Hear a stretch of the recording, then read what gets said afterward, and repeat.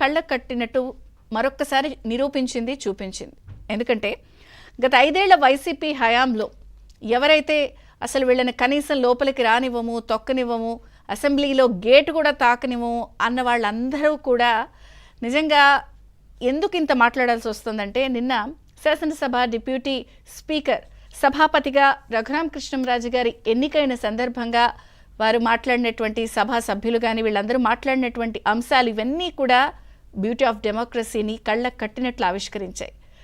ఎందుకంటే గత 5 సంవత్సరాల వైసీపీ హయాంలో టీడీపీ నాయకులు కానీ, కార్యకర్తలు కానీ, అప్పుడున్నటువంటి ఎమ్మెల్యేలు కానీ, ప్రధానంగా చంద్రబాబు గారి కుటుంబ సభ్యులు కానీ, అప్పుడు ఉన్నటువంటి వారందరూ కూడా సభలో ఉన్నవాళ్ళు, ప్రధానంగా డిప్యూటీ సీఎం పవన్ కళ్యాణ్ గారు, కొత్తగా ఎన్నికైనటువంటి సభాపతి రఘురామకృష్ణంరాజు గారు, వీళ్ళందరూ కూడా ఏ స్థాయిలో బాధించబడ్డారో అందరూ చూశారు. అయితే సభాపతి, ఉపసభాపతి ఎన్నిక సందర్భంగా జరిగినటువంటి చర్చ కానీ, లేకపోతే ఆయన్ని తీసుకువెళ్ళి అక్కడ సీట్లో కూర్చోబెట్టిన వ్యవహారం సందర్భంగా ఏపీ సీఎం చంద్రబాబు గారు మాట్లాడినటువంటి అంశాలు కానీ నిజంగా ఎస్, ఇది కదా బ్యూటీ ఆఫ్ డెమోక్రసీ అంటే నిరూపించాయి.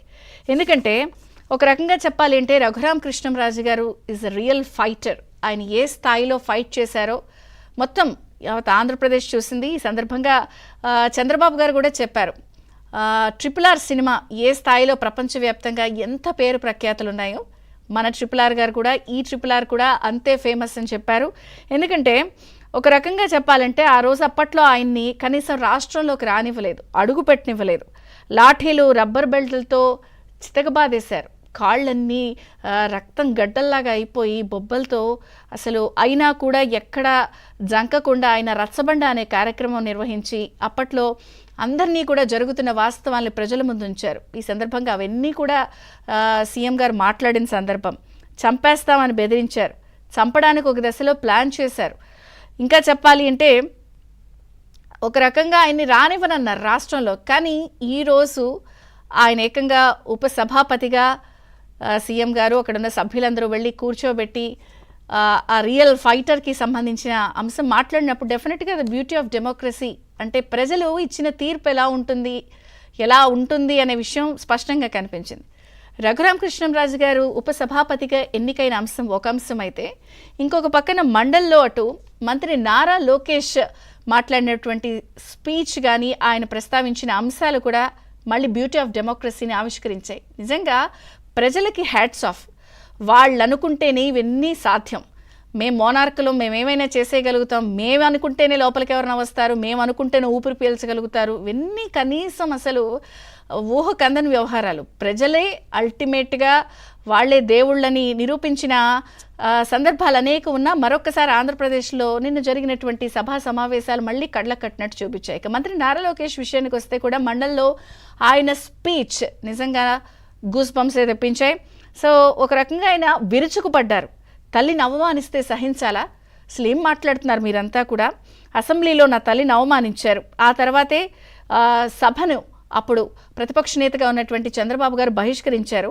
గౌరవ సభగా మారేకే వస్తాను, ఇది గౌరవ సభ అంటూ ఛాలెంజ్ చేసి వెళ్ళారు. మేము అలాగే వచ్చాము, సో పారిపోలేదు, మేము సింహాల్లాగానే వెనక్కి తిరిగి వచ్చామని చెప్పినటువంటి అంశం నిజంగా ఆ విరుచుకుపడిన శైలి అని చెప్పిన ఇది నిజంగా ఆ అణిచిపెట్టుకున్నటువంటి కోపాన్ని కూడా ఎక్కడా కూడా లైన్ క్రాస్ అవ్వకుండా అది కళ్ళకు కట్టినట్టు ప్రజల ముందు ఉంచింది.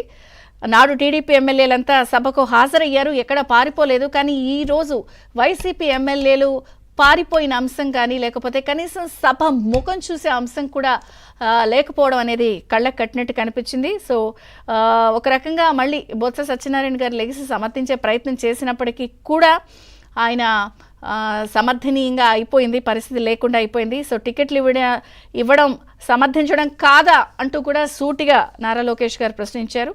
ఇదే దేవుడు రాసిన స్క్రిప్ట్ అనేది మరొకసారి నిరూపించిన నేపథ్యంలో బ్యూటీ ఆఫ్ డెమోక్రసీ నిన్న సభలో శాసనసభ వేదికగా మండలిలో జరిగినటువంటి పరిణామాలు నిరూపించాయి. అయితే ఈ సందర్భంగా ఈరోజు మన చర్చ టాపిక్లో విషయానికి వస్తే, రాష్ట్రంలో నిషేధిత భూములు, చుక్కల భూముల పేరుతో వైసీపీ హయాంలో జరిగినటువంటి భూదోపిడీ అంశం చాలా తీవ్ర చర్చనీయాంశమైంది.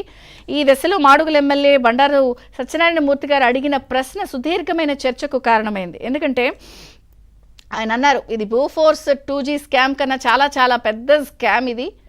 22A ఉన్నటువంటి 25 లక్షల ఎకరాలకి సంబంధించిన అంశం కానీ, లేదా వైజాగ్లో వేల ఎకరాలని విజయసాయిరెడ్డి గారు కానీ లేకపోతే సుబ్బారెడ్డి గారు దోచుకున్న వైనం కానీ ఆయనంతా కూడా ప్రస్తావించి ఒక రకంగా సభని ఛాలెంజ్ చేసి, నా దగ్గర పూర్తి సాక్ష్యాధారాలు ఉన్నాయి, నిరూపించలేకపోతే మాత్రం నేను ఏ శిక్షకైనా కూడా వెళ్తానని ఛాలెంజ్ చేశారు. సో 40,000 కోట్ల భూములు వీళ్ళంతా కూడా ఎక్స్టార్షన్ లాగించి బెదిరించి లాగేసుకున్నారు. సో ఇది ఖచ్చితంగా మనము చర్చించి ప్రజలకు న్యాయం చేసి ప్రజల ముందు ఉంచాలని చెప్పి మాట్లాడిన అంశం కూడా ఇప్పుడు తీవ్ర చర్చనీయాంశమైంది. అలాగే శ్రీకాకుళం ఎమ్మెల్యే కొండ్రు మురళి గారు కూడా 22A భూములకి సంబంధించిన అంశం, ప్రధానంగా SC, ST, BC వర్గాలు ఏ స్థాయిలో నష్టపోయారని ప్రస్తావించిన అంశం, ఒక రకంగా సభాసక్కుల భూమి విషయంలో ఈ సిట్టింగ్ జడ్జితో విచారణ జరిపించాలి అని చర్చకు రావడం, స్పీకర్ జోక్యం చేసుకోవడం, దీంతో పాటుగా అటు బీజేపీ ఎమ్మెల్యే విష్ణుకుమార్ రాజు గారు కూడా 409 కోట్ల రూపాయలతో ఏదైతే విలాసవంతంగా నిర్మించినటువంటి ఈ ప్యాలెస్ వ్యవహారం చర్చ, ఇవన్నీ కూడా సుదీర్ఘంగా చర్చకొచ్చిన నేపథ్యంలో మరి గుడిలో లింగాన్ని మింగేసినట్టుగా ఈ భూ బకాసురుల భాగోతం బయటకు వస్తుందా, మరి సాక్ష్యాలున్నాయి నిరూపిస్తామని చెప్తున్నటువంటి టీడీపీ ఎమ్మెల్యేలు మరి ఏం చేస్తారు, ప్రధానంగా గవర్నమెంట్ ఎలా ప్రొసీడ్ అవబోతోంది, ఎందుకంటే ఇన్ని వేల ఎకరాలు, ఇన్ని వేల కోట్ల కుంభకోణం అనేది మామూలు విషయం కాదు. కాబట్టి భూమిని మింగేసిన రాక్షసుల